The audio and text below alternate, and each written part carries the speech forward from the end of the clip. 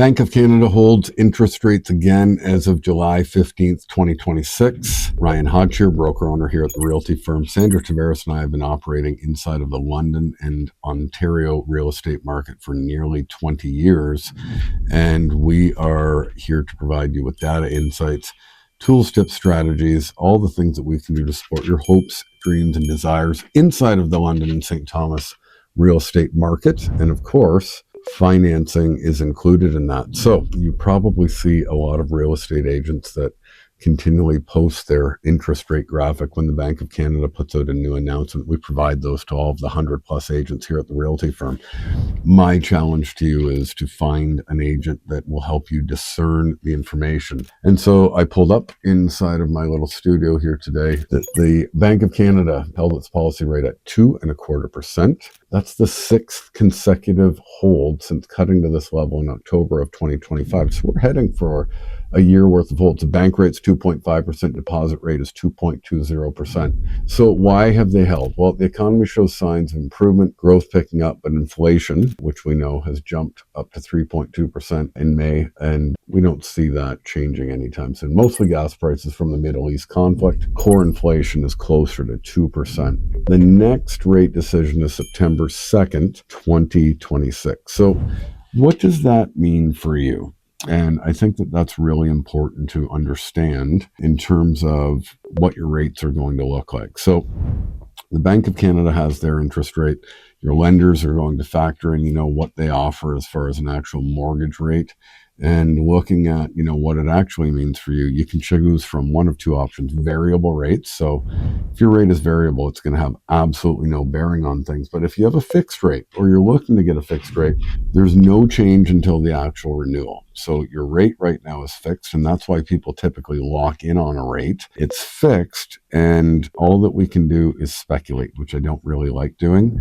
I think right now what you want to do is know that with a upcoming renewal, you're going to want to start lining up your options sooner than later, okay? And if you're just in the process of determining, what a mortgage looks like for you, if you're a first-time home buyer, understanding rates, securing a couple different opinions from mortgage brokers or mobile mortgage specialists or your lender at your bank, I think that that's a really, really absolutely crucial exercise to take. And I think that, if you need a referral on that, let us know. We have lots of lenders that we work with. One of the things that is often commonly misconceived is that a rate that you are shown or maybe educated on, or that you plug into a mortgage calculator, is going to be what you end up qualifying for. But I think a lot of people forget about the mortgage stress test, which is very common and necessary in Ontario and Canada, and I'm quite a fan of it, actually. So the mortgage stress test applies to all federally regulated lenders in the country, okay? What it means is that if you're purchasing a property and you're looking to get funding, so lending your mortgage from a federally regulated lender, then there is a stress test for you to recognize your buying power. The stress test is usually going to be set approximately 2% above the actual posted rate. Okay, so if your posted rate was 5.25%, the stress test would be, can you actually afford a mortgage at 7.25% based on what your income is, based on any debt and things like that you have, what your purchase would look like with property taxes, with mortgage payments, with utilities, all of the things that make up living. And so that stress test, to me, is really critical. It will also let you know what you will be paying, whether you are working with an insured mortgage of 20%, right? Or an uninsured mortgage, where you're putting 20% plus down. And so that 20% plus down is going to be where you put a much greater down payment in, that you don't have to have like CMHC insurance if you went into default. So your payments are actually usually going to be a lot less because you've got that down payment to make. In this day and age, first-time home buyers typically are going to have a very hard time coming up with 20%. It's not to say that we don't have lots of people that do, But if you haven't saved 20%, you want to know the difference between insured and uninsured. And so typically what's going to happen if you go through a stress test, it's going to decrease your buying power by approximately 15 to 20%. So if you start looking at, $1 million home, let's say, and you go through the stress test and it says that normally you would qualify for $1 million. Well, once you actually put the stress test factor in, it might be more like 750 to 800,000 or 800 to 850,000. And this is just a responsible part of purchasing. You never want to be house poor. And we've seen too often over the years, especially in the last couple of years, we're seeing it big time right now, people that overextend themselves when they go to purchase a property. And it's not to say that I don't want to see somebody get into their absolute dream home, but sometimes a 2-step or a 3-step process versus the first step. And when people get into really leveraging themselves and becoming house poor, number one, their quality of life typically suffers. We've seen that over the years. But number two, you can really find yourself in a difficult financial position if rates change leading up to a renewal.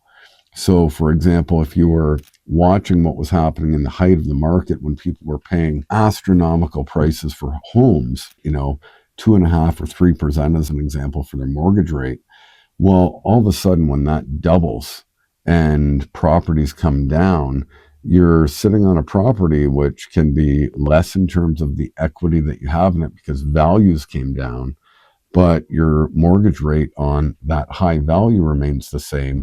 And depending on what happens in life, whether it's a job change or, a major life experience comes up or just general affordability, that is why we're seeing a lot of people have really, really tough times when they're going through their renewal. And in many cases, they can't renew their property. In many cases, we're watching agents that had pretty much slam dunked a buyer into a house back in the heat of the market disappear. And we're speaking with, generally the population that is going, I want to sell my house. I had an agent that, may not be in the business or that we don't want to work with anymore. And we now have, a property that's not worth nearly what it was, but our mortgage is high. How do we sell it? And in many cases, you can't. And so we want to help people avoid these circumstances because we know how painful and challenging they can be for anybody and including all walks of life. We want to help people make informed financial decisions, whether that means putting off the big luxurious dream house, for the time being, or recalculating steps or coming up with the appropriate plan so that you can buy smart.